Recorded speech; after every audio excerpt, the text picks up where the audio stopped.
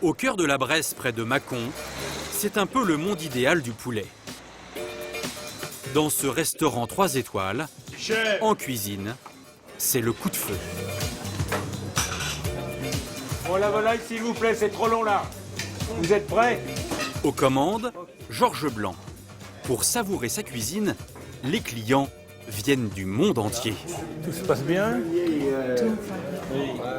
Nous sommes de Pays-Bas. Suisse. De Suisse? Oui. D'accord.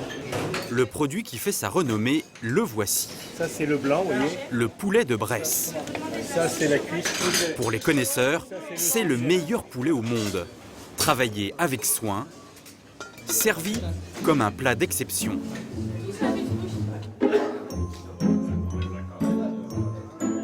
L'emblématique volaille de Bresse, blanc et solilès rôti sur l'os, voileux de cuisse confite, sauce foie gras champagne. Bon appétit, monsieur. Déguster ce poulet très haut de gamme dans ce restaurant a un prix. Comptez 90 €. C'est une viande qui a une certaine fermeté. Hein. Elle est souple sous le doigt. Quand on la tient, c'est une volaille qui se tient, comme on dit. Pour obtenir cette viande de qualité, les poulets sont élevés dans des conditions de rêve. À quelques kilomètres du restaurant, dans cette ferme. Voici le joyau de la Bresse, appelé aussi Gallus Gallus. Ils ne sont que 500 à gambader sur 8 hectares. Comment ça va? Tu vas bien? Georges vient souvent chez Max, son éleveur attitré. Ici, les poulets vivent dans des conditions dorénavant rares. Au grand air, dans la nature. C'est une race très rustique, le poulet de Bresse. Comme vous voyez, ils ne craignent pas le froid et ils vont dans le parcours un peu partout. Ils ne sont pas parqués. Ils ont l'air bien. Hein. Ils vont marcher beaucoup, ils vont courir, se dépenser. Donc ça va fortifier un petit peu la texture, ça va leur donner du muscle. Patauger dans la gadoue, c'est ce qu'il aime le plus. Cela lui permet d'y dénicher, à coups de bec, des vers de terre, son plat préféré. Et pour le repas du soir, ils ont même leur propre chef. Bonne affaire. Expliquez-nous un C'est peu. moi qui fais cuire le riz. Parce que c'est délicat à faire cuire le riz. Le patriarche, 85 ans, sélectionne les ingrédients et leur mijote la même recette depuis toujours. Lait de vache, riz, maïs et blé. Des poulets nourris et logés pendant 130 jours, plus de 4 mois avant de partir à l'abattoir. Voilà, ça c'est le beau chapeau. Et les plus beaux spécimens se vendent jusqu'à 25 € le kilo. Une bien jolie histoire, ce poulet de Bresse. Mais aujourd'hui, ce n'est presque jamais le poulet que nous mangeons. Celui qui se retrouve dans nos assiettes, il ressemble plutôt à ça. Un poulet industriel qui ne voit jamais le jour. Élevé en à peine 5 semaines. La viande la moins chère en France est celle que nous consommons le plus, après le porc. Dans les supermarchés, le poulet, on le trouve sous toutes les formes. Entier, avec des labels et des promesses de qualité. Comme le poulet fermier, le label rouge ou le bio. Il coûte cher, autour de 7 € le kilo. Mais celui que nous achetons le plus, c'est le poulet d'entrée de gamme. Il a envahi les rayons, entier, à prix cassé, moins de 3 € le kilo. Vendu aussi en pièces détachées, filets, cuisses, aiguillettes, à moins de 4 €. Et c'est lui encore qui sert à fabriquer tous ces plats préparés. Nuggets, saucisses ou cordon bleu, rapide à cuisiner, autour de 3 €. C'est surtout pour mes enfants. Le midi, quand ils n'ont pas de cantine. Je prends les premiers prix, hein. Sinon ça remonte trop cher. 3 poulets à 11,07 €. C'est pas cher. Résultat, avec ces prix imbattables en 30 ans, la consommation de poulet a doublé en France. Alors quelles sont les recettes des industriels pour produire du poulet toujours moins cher? Pour le découvrir, nous avons remonté la filière du poulet low cost. Nous avons pénétré dans ces élevages intensifs et constaté leurs excès. Maltraitance animale,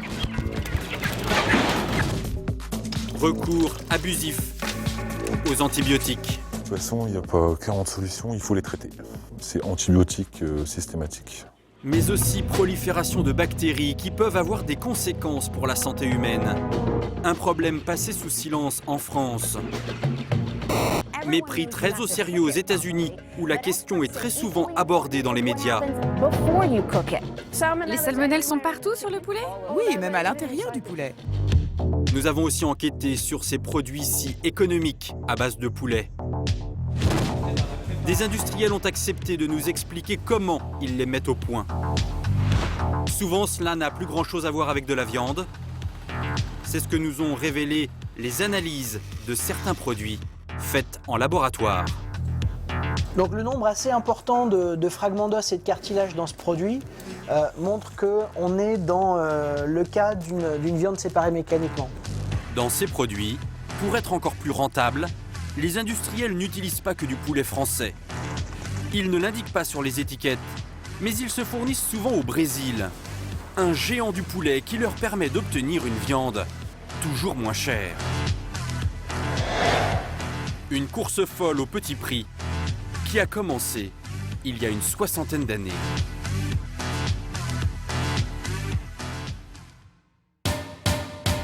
À cette époque, il y a une race différente de poulets dans presque chaque région de France. Combattants du Nord, crève-cœur, gauloise dorée, javanaise ou cou nu du forêt. Dans les fermes, ces poulets vivent en semi-liberté. Ce sont de petits élevages d'appoint. Les poulets finissent souvent dans l'assiette de leur propriétaire.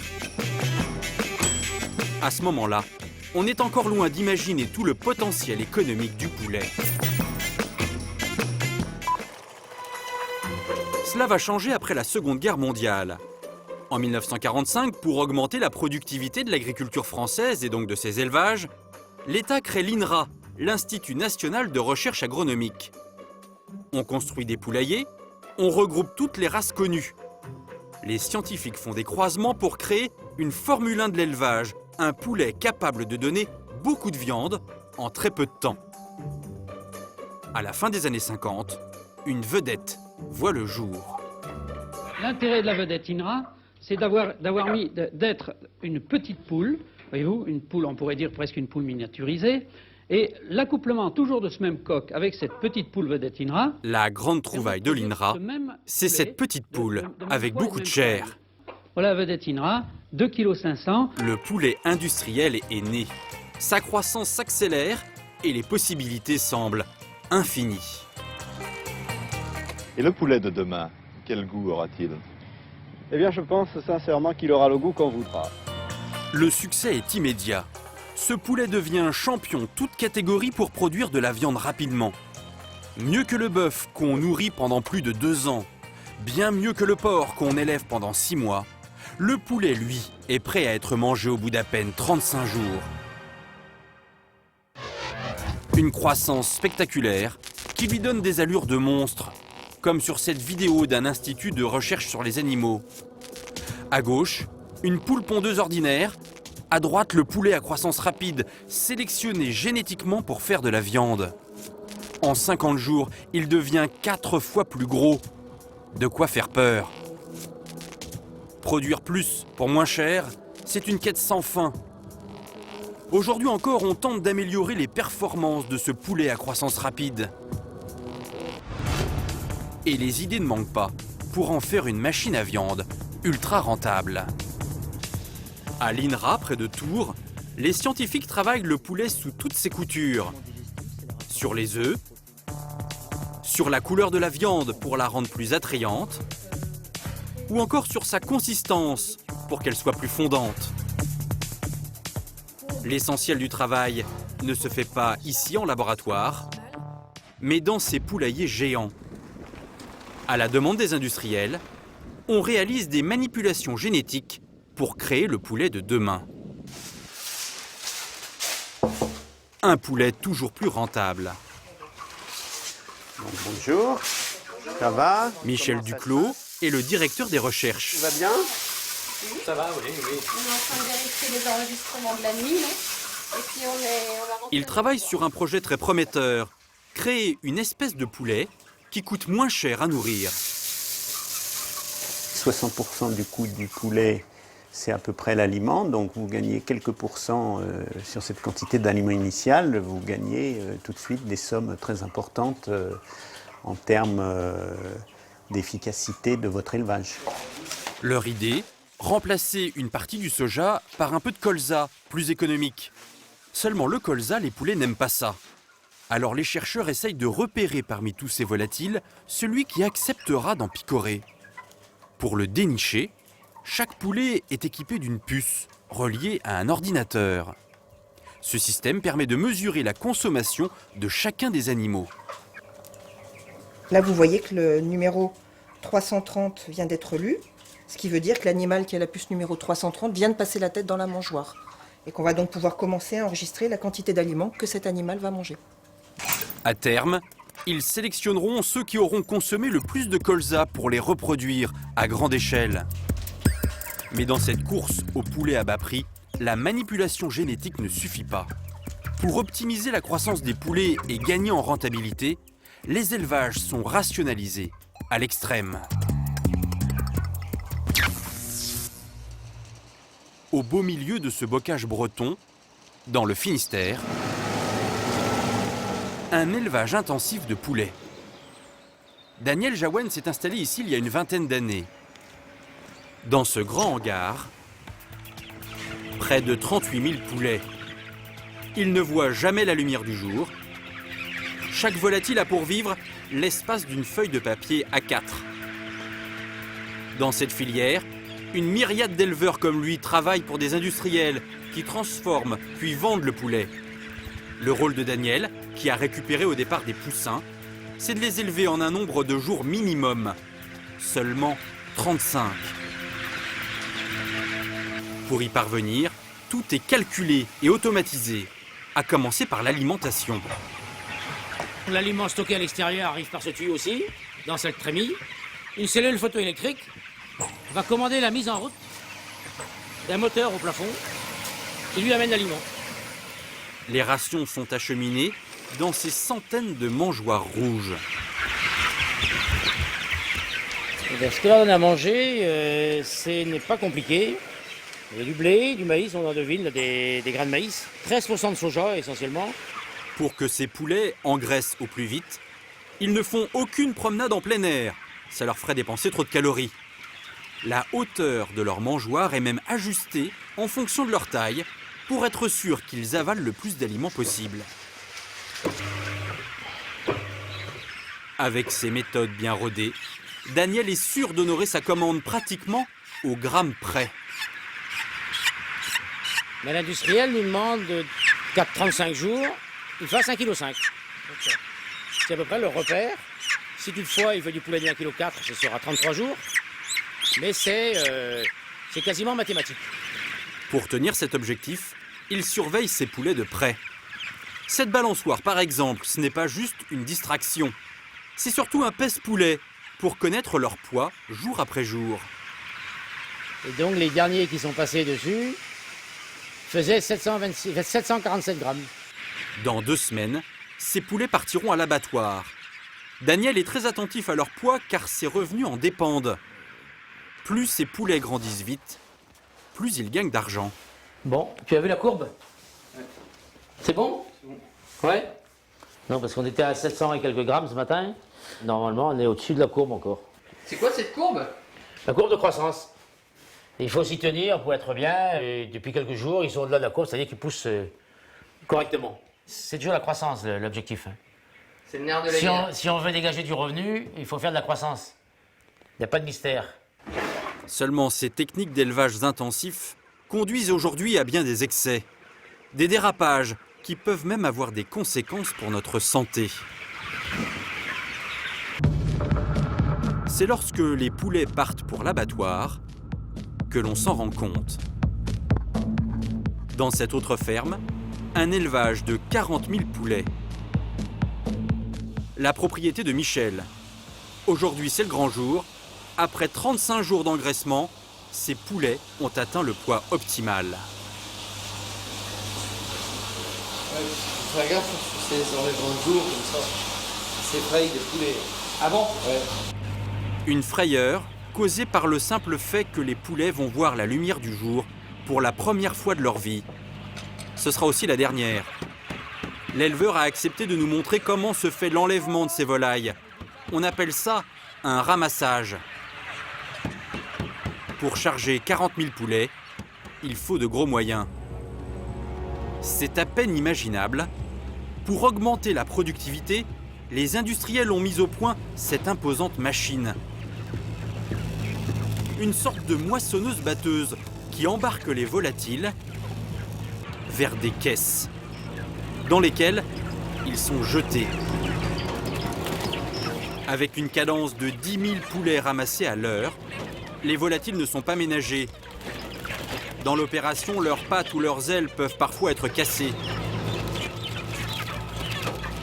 La méthode est expéditive, le spectacle difficilement soutenable.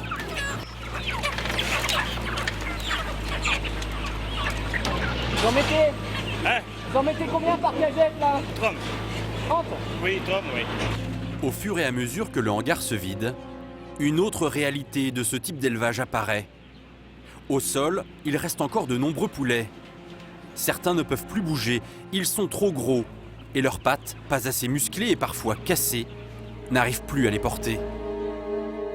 Plus inquiétant pour nous, consommateurs, certaines bêtes semblent malades. D'autres sont mortes, victimes d'infections causées par toutes sortes de bactéries. Elles prolifèrent dans la plupart de ces élevages industriels, car ces poulets grandissent au milieu de leur déjection. Et comme si ça ne suffisait pas, ces élevages sont aussi parasités par ces insectes. Ces milliers de petites bêtes, porteuses de bactéries, sont ensuite picorées par les poulets, qui se retrouvent infectés. Les bestioles là qu'on voit. Ah ça, il faut pas en parler, c'est les ténébrions. C'est quoi, pardon? Les ténébrions. Cette exploitation est loin d'être un cas isolé. Et la situation sanitaire désastreuse qui règne dans la plupart de ces élevages n'est pas sans conséquences pour nous, consommateurs. Pour évoquer les ravages causés par les bactéries qui pullulent dans les élevages, nous avons rencontré en Vendée un des rares vétérinaires à bien vouloir aborder cette question. Bonjour François. Dominique Ballois est installé ici depuis près de 30 ans. Il soigne les élevages de volailles. Et voilà de quoi est fait son quotidien. Bonjour Bernard. Bonjour. Cet éleveur lui apporte des cadavres de poulets, ramassés la veille dans son exploitation. Tu nous as emmené des poulets? Oui. D'accord, c'est des poulets de quel âge? C'est des poulets de 29 jours. Et aujourd'hui, il ne sera pas le seul. En général, tous les jours, on reçoit une dizaine d'éleveurs. Une dizaine d'éleveurs de volailles, différents types de volailles. Le vétérinaire doit déterminer la cause de la mort. Il faut faire vite, car une bactérie peut décimer un élevage entier en quelques jours. Le plumage est propre, les pattes également. Après autopsie, il peut faire son diagnostic. C'est une infection qui est due à une bactérie qui s'appelle Escherichia coli. C'est fréquent? C'est fréquent. Dans les élevages de poulets de chair aujourd'hui, c'est 70% des bactéries isolées dans les pathologies. La bactérie E. coli, la hantise des éleveurs. Le seul moyen de la traiter, ce sont les antibiotiques. Comme tous les vétérinaires, il a le droit d'en vendre et son stock est impressionnant. Ça, c'est un liquide buvable qui se met dans l'eau de boisson. Tout un arsenal de médicaments. Donc voilà une spécialité antibiotique en poudre.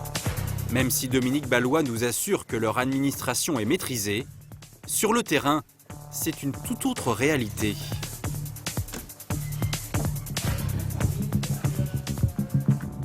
Dans ces élevages de poulets à bas prix, les bactéries sont tellement nombreuses que le recours aux antibiotiques est extrêmement fréquent. Parfois, les éleveurs les utilisent même de façon quasi permanente. Rares sont les exploitants à accepter de s'exprimer sur le sujet. Nous l'appellerons Julien. Il élève des poulets depuis une dizaine d'années. Il a accepté de témoigner de façon anonyme. Son dernier lot de 30 000 poulets vient de partir à l'abattoir. Il utilise beaucoup d'antibiotiques. S'il ne le faisait pas, il risquerait de perdre de très nombreux poulets. peut avoir de la mortalité jusqu'à 100, 150 par jour. Moi j'ai déjà eu 250, mais il y en a c'est 100, d'autres c'est 150, c'est à peu près la moyenne, quoi. C'est le bénéfice qui part. Alors pour éviter les pertes, il va nous montrer qu'avec les antibiotiques, il n'y va pas avec le dos de la cuillère. Dans cette pochette, un document que peu d'éleveurs veulent bien montrer. Le registre sur lequel ils notent méticuleusement chaque traitement administré. La quantité d'antibiotiques que reçoivent ces poulets au cours de leur courte existence est impressionnante. Ça commence dès les premiers jours de vie du poussin. Alors là, nous trouvons du flumisol et de la cholestine. Ce sont 2 antibiotiques.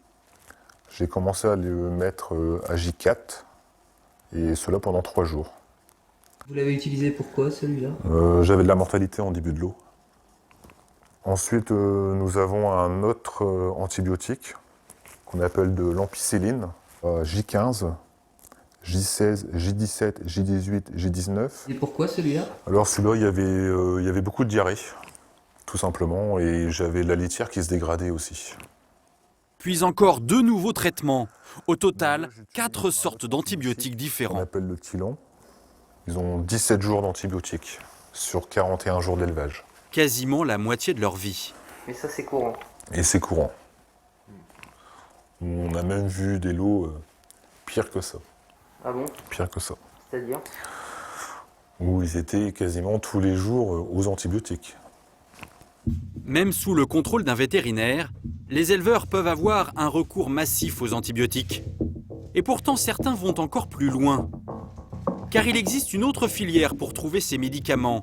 Meilleur marché, et cette fois-ci, hors de tout contrôle sanitaire. Certains confrères s'approvisionnent en Espagne pour un coût largement moins cher qu'en France. Moins cher, mais illégal. Selon Julien, il serait des milliers d'éleveurs à s'approvisionner là-bas en antibiotiques bon marché. Au Pays basque espagnol, nous nous sommes rendus dans une coopérative agricole qui, selon nos informations, serait très prisée. Nous sommes à 10 minutes de la frontière française. Nous nous faisons passer pour des éleveurs en quête d'antibiotiques. Nous filmons en caméra cachée. Vous parlez français? Non. Non. ¿Dónde es posible comprar médicos? Medicamentos. Sí. Ahí, en esa portada. Ah, ok. Ok. On nous indique ce magasin. À l'intérieur, on se croirait dans une quincaillerie. Au fond, une pièce est dédiée aux médicaments vétérinaires. Car en Espagne, la réglementation dans ce domaine est moins stricte que chez nous. Sur ces étagères, en libre service, des antibiotiques comme celui-ci, le Bétril, couramment utilisé dans les élevages de poulets. Ou encore celui-là, très puissant, le Tylan. La vendeuse semble habituée à servir des clients comme nous. Vous parlez français? Et elle sait que nous sommes dans l'illégalité. Je cherche du Bétril et de l'Exenel. Comment est-ce qu'on peut... Oui, c'est bon. On peut vous vendre, c'est pas grave. D'accord. Après, bon, c'est à vous de voir. Hein. Bon, chez vous, c'est un peu délicat. Chez nous, c'est pas grave. Nous, on peut vendre et après, c'est votre responsabilité. Responsabilité, c'est si on se fait arrêter. Oui, voilà. On ne se fait pas responsable. La vendeuse ne nous demande ni ordonnance, ni papier d'identité. Elle nous apprend même que son entreprise livre directement en France. On peut se faire livrer par la poste? Oui, si vous payez en avance, oui. C'est-à-dire, ça se passe comment en fait? Non, vous nous expédiez un chèque, vous faites un virement d'argent bancaire et après on vous expédie la marchandise. Vous avez beaucoup de Français qui viennent? Oui, il y en a beaucoup de Français qui viennent et qu'on livre aussi. Oui. Nous payons en liquide. Il n'y aura aucune trace de cet achat. En quelques minutes, nous récupérons 2 des plus puissants antibiotiques disponibles sur le marché. De l'Efficure, utilisé pour tout type d'animaux, et un bidon de Bétril, très répandu dans les élevages de volailles. Combien d'antibiotiques sont ainsi distribués dans les élevages français sans aucun contrôle? Impossible à dire. Mais ce qui est sûr, c'est que cette consommation démesurée pose un problème de taille. Car à force d'administrer à ces poulets des antibiotiques à dose massive, peu à peu, les bactéries qu'ils sont censés soigner sont devenues résistantes à ces traitements. Des bactéries qui peuvent nous contaminer à notre tour. Et contrairement à ce qu'on pourrait croire, ce n'est pas en mangeant la chair cuite de ces poulets qu'il y a un risque, mais lorsqu'on les manipule crus. Vous allez comprendre pourquoi. À Lyon, les bureaux de L214, une association de défense de la cause animale. Depuis près de 10 ans, Sébastien Arsac infiltre les élevages pour dénoncer les pratiques des industriels. Pour lui, la prolifération des bactéries n'a pas lieu que pendant l'élevage. Bien au contraire. Par exemple, lors du ramassage des volailles. À ce moment-là, le stress est maximum. Sur 10 étages, les poulets sont paniqués. La peur et l'anxiété provoquent des diarrhées. Là, dans les caisses du camion, on voit donc des poulets qui sont entassés les uns sur les autres dans des caisses. Donc les poulets qui sont sur les étages du dessus fiantent sur les poulets qui sont en dessous. Donc on voit très bien en fait sur le plumage les déjections des poulets qui sont sur les étages du dessus. Et donc dans ces fientes-là, il y a des bactéries qui vont aller souiller en fait la peau et les plumes, etc. des poulets qui sont en dessous. Sur la chaîne d'abattage, la contamination continue. Ces images, Sébastien les a tournées lui-même. Alors comme ils sont suspendus, tout le contenu alimentaire qui était encore dans l'œsophage a aussi souillé cette partie-là. Et donc les têtes traînent dans ces reliquats de nourriture, de sang, etc. Donc toutes les carcasses peuvent être contaminées comme ça avec les bactéries de la poule qui est passée juste avant, du poulet qui est passé avant. Pour débarrasser les volailles de leurs bactéries, il existe bien une parade, une réglementation prévue par la loi. Seulement ces méthodes appliquées par les industriels sont en réalité assez limitées.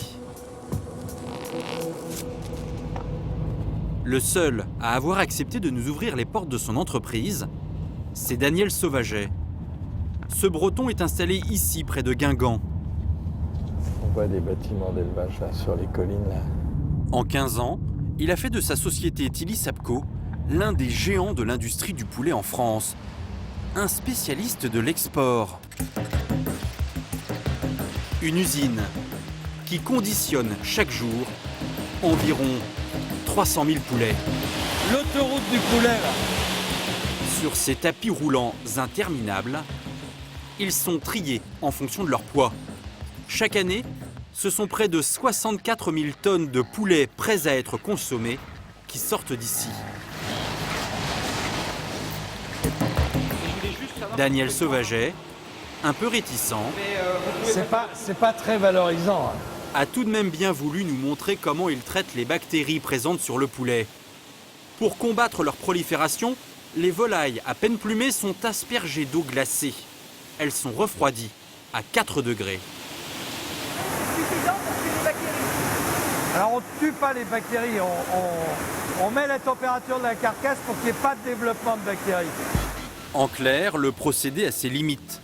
L'eau froide n'élimine pas les bactéries, elle empêche juste leur développement, et c'est bien ça qui est préoccupant. Il y a quelques semaines, le magazine UFC Que Choisir a publié une enquête édifiante sur la question. Même si c'est en faible quantité, 26% des poulets prélevés dans le commerce contiennent la bactérie E. coli.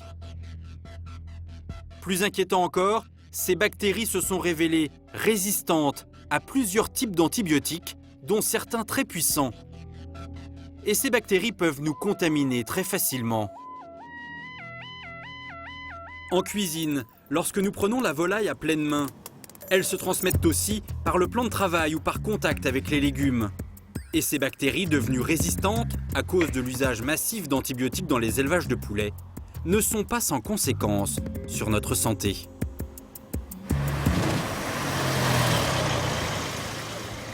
À Paris, l'hôpital Bichat est spécialisé dans le traitement des personnes atteintes par des bactéries résistantes aux antibiotiques.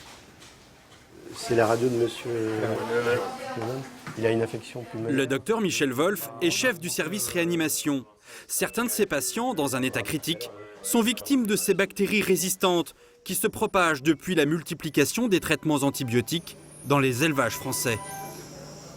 Nous avons en permanence sur un service de 20 lits, 1 ou 2 ou 3 patients qui sont infectés par ces bactéries résistantes, chose que nous ne voyions pas avant il y a un certain nombre d'années. Pour tenter de sauver ces patients, pas d'autre solution que de recourir aux antibiotiques. Mais beaucoup sont en train de devenir inefficaces. Et pour cause, ces traitements utilisés pour soigner les malades sont parfois identiques à ceux distribués dans les élevages de poulets. Le problème alarmant, c'est qu'on commence à voir des bactéries résistantes à finalement ce qui sont quasiment les derniers antibiotiques que l'on peut utiliser. Et si ça se généralise, c'est le dernier rempart, absolument, c'est le terme qu'il faut utiliser, c'est le dernier rempart. Nous n'avons pratiquement plus rien au jour d'aujourd'hui. Donc le risque, il est là, et c'est quand même un risque majeur. Chaque année, dans cet hôpital, de nombreux patients décèdent. Combien ont été contaminés par les bactéries du poulet? Impossible à dire. Mais une étude récente de scientifiques reconnus estime que la bactérie E. coli du poulet tuerait chaque année plus de 1500 personnes en Europe. En France, le gouvernement a conscience du problème. Il a mis sur pied un plan visant à réduire de 25% en 5 ans la distribution d'antibiotiques dans les élevages. Mais cela est-il suffisant? Pour limiter les contaminations avec les bactéries résistantes du poulet, certains pays alertent les consommateurs sur les précautions à prendre. C'est le cas aux États-Unis. Pour les experts, l'étape cruciale, c'est ce que vous faites avant de cuire le poulet. Des études montrent que rincer ou laver le poulet avant la cuisson serait pire que tout. Animation à l'appui, on montre même comment, en voulant laver le poulet cru, les bactéries se répandent dans toute la cuisine. Mes mains sont protégées, mais vous voyez mes bras? Si je retire mes gants, je vais m'en mettre partout. On conseille aux Américains qui en ont l'habitude de ne pas laver les poulets et surtout de bien veiller à leur cuisson. Ce que conseillent surtout les experts, c'est de bien cuire le poulet. Des campagnes de sensibilisation qui n'existent pas en France. Nous avons contacté les ministères de l'Agriculture et de la Santé afin de savoir pourquoi ils n'informent pas le public sur les risques de contamination liés au poulet. Aucune réponse. Pourtant, il existe un moyen de prévenir ces risques sanitaires. Car il est tout à fait possible de faire de l'élevage industriel de poulets sans utiliser d'antibiotiques. Voilà comment on s'y prend, ici dans cette exploitation auvergnate, de poulets label rouge. Pour avoir ce label, les poulets doivent gambader dehors, en plein air, ce qui renforce leur défense immunitaire. Leur propriétaire, Sylvie Chaffray, a ouvert sa ferme récemment. Ah mon gars.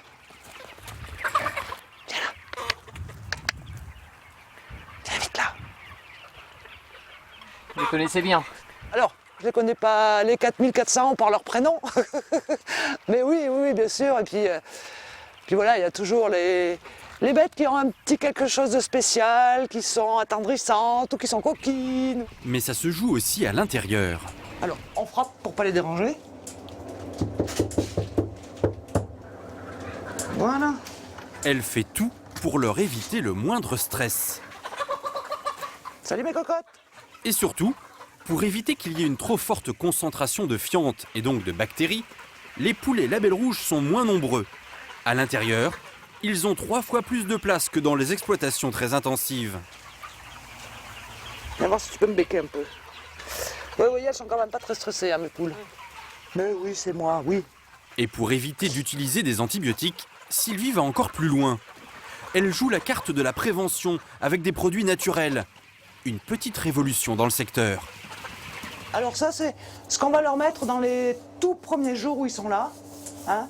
Et en fait, là, c'est vraiment un booster pour l'immunité. C'est du thym et du citron.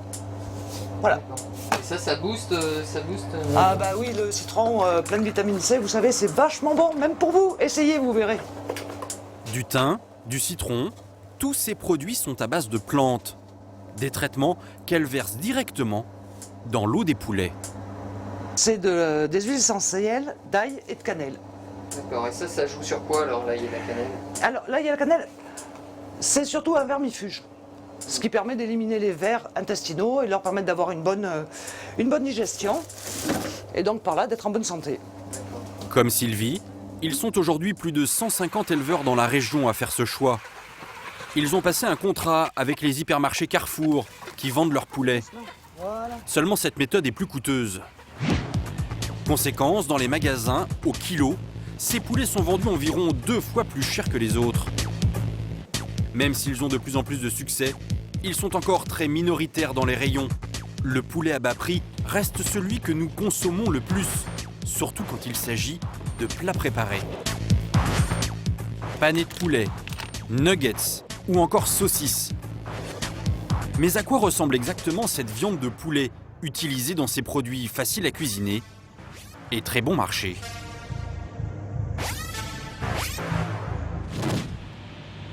Difficile de trouver des industriels qui acceptent de dévoiler leurs secrets de fabrication. C'est ce que va pourtant faire Daniel Sauvager, le patron de Tilly Sapco, notre géant breton du poulet. Ces derniers mois, ses commandes de poulets entiers sont en baisse. Heureusement, il fabrique aussi un autre produit, la saucisse de poulet. Un secteur qui, lui, ne connaît pas la crise. Il y a combien de saucisses de poulet qui sortent par jour ici? 40 tonnes par jour. La saucisse faisant 30 grammes, je n'ai pas fait le compte, mais ça en fait beaucoup. Plus d'1 million de saucisses par jour, commercialisées en France, mais aussi vendues à l'étranger.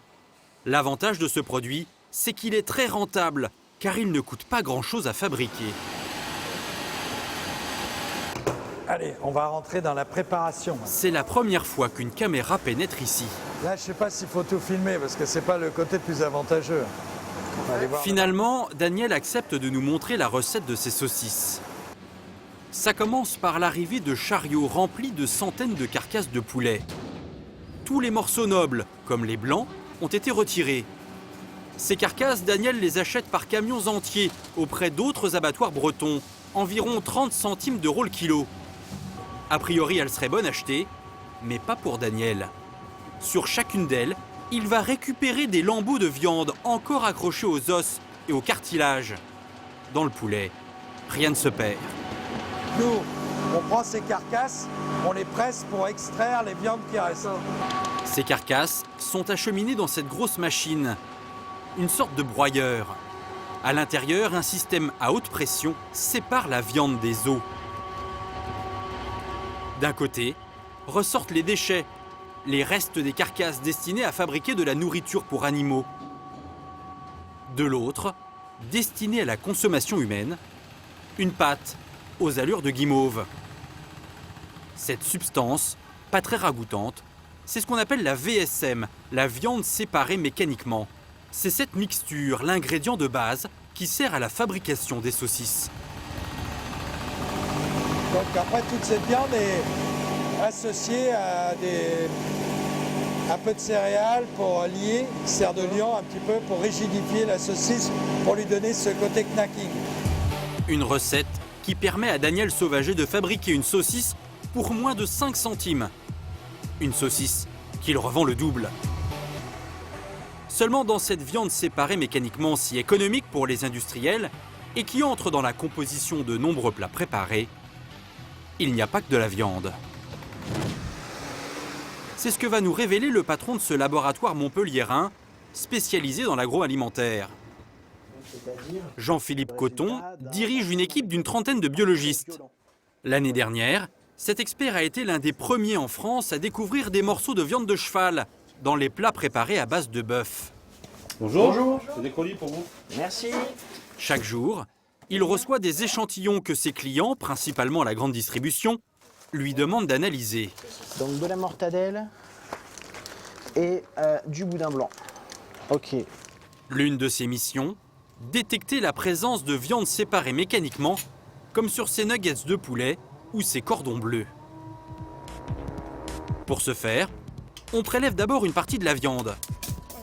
Après traitement, l'échantillon est placé au milieu de ce bloc blanc de paraffine qui permet de le découper en très fines lamelles. Ces dernières sont ensuite déposées sur des plaques de verre. Donc ça, c'est le cordon bleu, c'est ça? Ok, merci beaucoup. Avec un microscope très puissant, Jean-Philippe peut alors déterminer précisément de quoi est constituée la viande. Là, on est sur la farce du cordon bleu. On peut se rendre compte dans ce produit qu'il y a un certain nombre de fragments d'os, comme c'est le cas ici. On en voit un autre ici, un autre ici. Un petit peu plus loin, on en voit un autre. Ça, c'est quoi ça? C'est toujours de l'os, avec quelques petites parties cartilagineuses ici. Hein. Voilà, donc le nombre assez important dans ce produit là, il y a un énorme fragment de cartilage. Où ça? C'est toute cette partie-là. Hein. Donc le nombre assez important de fragments d'os et de cartilage dans ce produit montre qu'on est dans le cas d'une viande séparée mécaniquement. Dans cette VSM, il n'y a donc pas que de la viande. Car en pressant les carcasses de poulet, les machines des industriels arrachent aussi des petits bouts d'os et de cartilage. Manger ce mélange de chair et d'os de poulet, ce n'est pas dangereux pour la santé, mais la réglementation est claire. Les fabricants ne peuvent plus appeler ça de la viande. Lorsqu'ils en utilisent, ils ont l'obligation de le mentionner en toutes lettres sur les étiquettes de leurs produits, comme sur ces saucisses de poulet. On a de la viande de poulet séparée mécaniquement. Il n'y a aucun problème, c'est légal, l'information y est vis-à-vis du consommateur. Mais certains industriels ne respectent pas ces règles. Ils mettent de cette VSM dans leurs produits sans le préciser sur leurs étiquettes. C'est le cas d'une grande marque française, poursuivie pour tromperie il y a 2 ans. Elle a dû payer 18 000 € d'amende pour ne pas avoir indiqué viande séparée mécaniquement, notamment sur des saucisses de poulet. Nous avons voulu savoir si cette pratique avait cours, aujourd'hui encore. Parmi tous les produits à base de poulet vendus en grande surface, nous en avons acheté 6, au hasard. Ils sont tous très peu chers. Aucun n'indique sur leurs étiquettes la présence de viande séparée mécaniquement. À la place, on peut lire par exemple « Préparation de viande de poulet ». Nous avons demandé à Jean-Philippe Coton d'analyser ces produits. Quelques jours plus tard, nous recevons les résultats. Ils sont édifiants. Sur les 6 produits, 3 contiennent de la VSM. Dans ces saucisses de volaille cuites, dans cet autre paquet de saucisses et dans ces cordons bleus, à chaque fois, les conclusions du laboratoire sont les mêmes. Les fragments d'os et les fragments de tissus cartilagineux sont les indicateurs de viande séparée mécaniquement. L'échantillon est non conforme à la liste des ingrédients annoncés sur l'étiquetage en raison de la présence de VSM. Sur 2 autres produits, ces nuggets et ces cordons bleus de poulet, le laboratoire suspecte fortement l'utilisation de VSM. Des analyses plus poussées seraient nécessaires pour trancher la question. Au final, un seul produit ne contient pas de VSM. Son étiquette est conforme à la réglementation. Nous avons contacté ces marques sur ce sujet. À ce jour, seule une nous a répondu. Elle reconnaît la présence de petits fragments osseux dans son produit, mais conteste l'utilisation de VSM. Seulement dans ces plats préparés si économiques, il y a autre chose qui n'est pas très transparent. L'origine du poulet, presque jamais indiquée. Et sans que vous le sachiez, un pays devenu le géant du poulet s'est imposé dans votre assiette. Le Brésil. Vous en connaissez la carte postale. Les plages de Rio et sa douceur de vivre. Mais le pays ne se résume pas à ça. C'est aujourd'hui une grande puissance économique, en partie grâce à son agriculture et notamment ses élevages de volailles. Le Brésil est même devenu le premier exportateur mondial de poulet.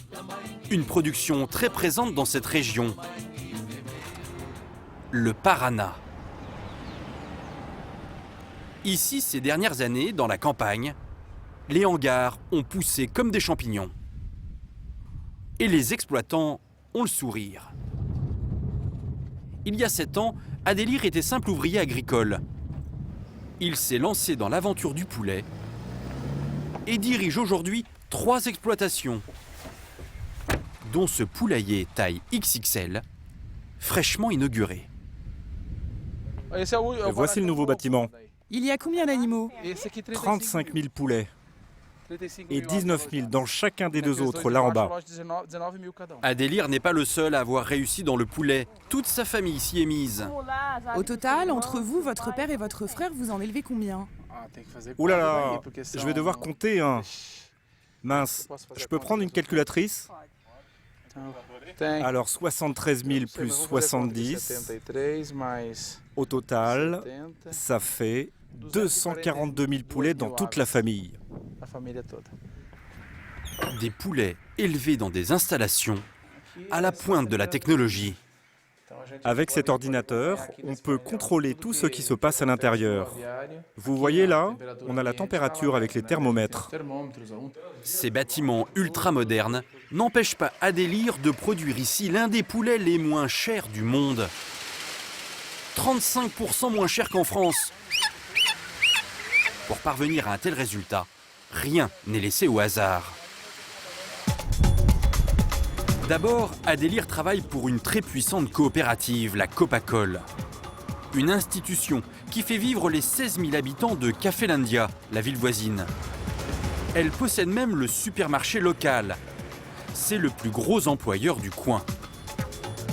Dans son usine de 140 000 m², ce géant a tout rationalisé pour produire des poulets à un prix imbattable. C'est un spectacle stupéfiant. Une efficacité redoutable alliée à un très faible coût. Chaque jour, 340 000 bêtes passent sur ces lignes de production. Pour gérer de telles quantités, l'usine fonctionne à un rythme effréné. 7 jours sur 7, 24 heures sur 24. Moïse est le chef de cet atelier. Il a sous ses ordres 4000 salariés. Nous commençons l'abattage à 3 h du matin, jusqu'à 13h30. Puis la deuxième équipe prend le relais de 14 h à 1h30 du matin. Pendant la nuit, on stérilise les machines, donc on peut dire que l'abattoir ne s'arrête jamais. Ici, tout est mécanisé au maximum. Cette machine désosse et sépare le poulet en 2. Ici les pattes et de l'autre côté, le buste. Au bout de la chaîne, 200 millions de filets de poulet sortent chaque année. Ils sont exportés, notamment vers la France. Pour bien présenter le produit, cette fois, il faut travailler manuellement. L'avantage au Brésil, c'est que la main-d'œuvre est très peu chère. Les salaires sont dérisoires.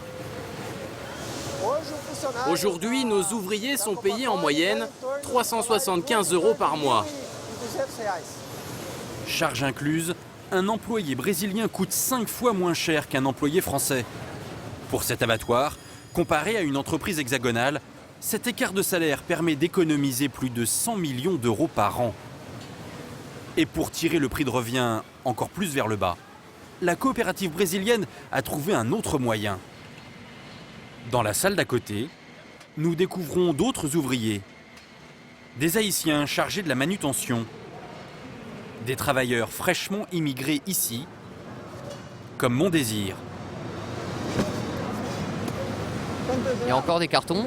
Lui et ses compagnons affirment être payés 100 € de moins que les ouvriers brésiliens. Mon carnet de travail était signé pour environ 876 réals. Ce n'était pas vraiment mon rêve, mais cependant, c'est le travail, donc je travaille. En plus de cette main-d'œuvre bon marché, le Brésil peut compter sur d'autres atouts pour envahir le monde entier avec ses poulets. Des atouts naturels incomparables, son climat et sa terre. Ici, dans le Paraná, c'est un peu le grenier à maïs et à soja du pays. Des céréales que le Brésil produit pour 2 fois moins cher qu'en France. À la Copacol, on stocke les céréales qui seront livrées aux éleveurs de poulets. Le nutritionniste de la coopérative, Milton, nous confirme que ce sont bien elles qui permettent de proposer des poulets à des prix imbattables. Voici le soja. Une grande partie de notre avantage comparatif vient de cette céréale. Contrairement à l'Europe, ici au Brésil, nous avons au moins 2 récoltes par an sur le même terrain. En été, on récolte du soja et en hiver, du maïs. Évidemment, ça diminue nos coûts de production. Céréales peu chères, main-d'œuvre bon marché. Résultat, ce poulet brésilien connaît un succès mondial. Son prix, l'un des plus bas du monde, séduit partout sur la planète. Dans ces palettes, des morceaux de poulet congelés attendent de partir vers une quarantaine de pays. Ces cartons vont au Japon et à côté à Singapour.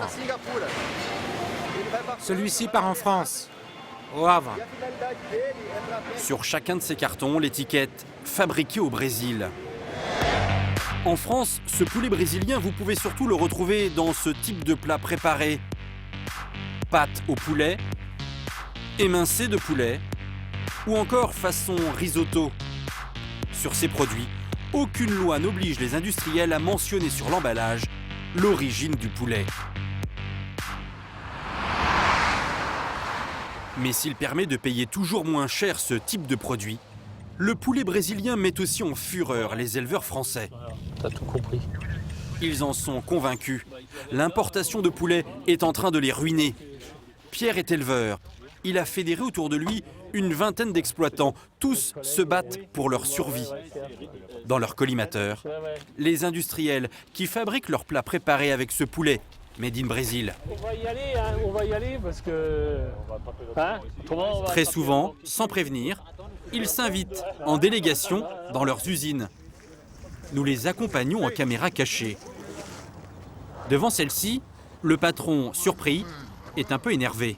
C'est bien, c'est bien. C'est quoi l'objet là? C'est qui tout ce monde? Ce sont des agriculteurs. D'accord, donc on va prendre rendez-vous déjà, puis vous allez revenir me voir. Mais Pierre et ses amis sont tenaces. Ils veulent voir son stock de volailles. Après quelques minutes de négociation, le directeur accepte de leur montrer ses entrepôts. À première vue, la viande est bien française. Congèle. Ah bah ça vient des Deux-Sèvres. 79. Mais un peu plus loin, les éleveurs tombent sur de la volaille d'importation. Origine quoi? Des cartons en provenance d'Allemagne. Et qui peuvent même parfois venir de plus loin. C'est ce que nous confie le patron de l'entreprise. Le poulet que vous importez vient d'où? Essentiellement, donc, il y a des pays de l'Est. Pologne, il peut y avoir aussi l'Arménie. Pas de poulet brésilien cette fois-ci. Mais il y a quelques mois, ils en ont trouvé dans cette usine bretonne.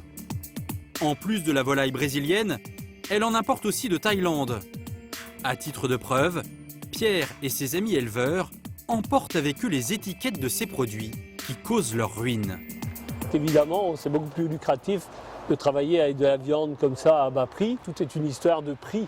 Et puis c'est tout, point barre. Donc il y a plus de bénéfices à se faire à travailler avec de la viande comme ça, étrangère, qu'à travailler avec de la viande locale. Ce qui met d'autant plus en colère les agriculteurs, c'est que l'actionnaire de cette usine qui importe des poulets du Brésil est un groupe présidé par une figure qu'ils connaissent bien. C'est même leur premier défenseur. C'est lors du Salon de l'Agriculture à Paris que nous le retrouvons. Il s'agit de Xavier Belin, bien, mesdames, messieurs, chers amis, le président de la FNSEA, la Fédération des exploitants agricoles. Il y a une demande au fond des consommateurs de réidentifier dans son alimentation de l'origine, du patrimoine, de l'identité, de la culture. Ce jour-là, il se fait l'apôtre du terroir français. Je le répète, très ouvert. Je défends d'abord une agriculture française, des produits français et des filières agroalimentaires françaises. Lorsque nous lui présentons les étiquettes recueillies dans l'usine Farmor, Xavier Belin admet que pour être rentable, l'entreprise est obligée de se fournir aussi à l'étranger. Vous reconnaissez qu'il y a de l'entrée de poulet brésilien massif dans cette usine? Si ça voulait me faire dire, la réponse est oui. Aujourd'hui, on n'est pas dans l'illégalité quand on fait venir des viandes du Brésil ou d'ailleurs. Des importations légales, bien sûr, mais qui illustre les tiraillements de toute une filière, toujours tirée vers des prix plus bas. Des prix qui font aussi le succès du poulet d'entrée de gamme auprès des clients. En moins de 10 ans, la consommation a augmenté de près de 15%.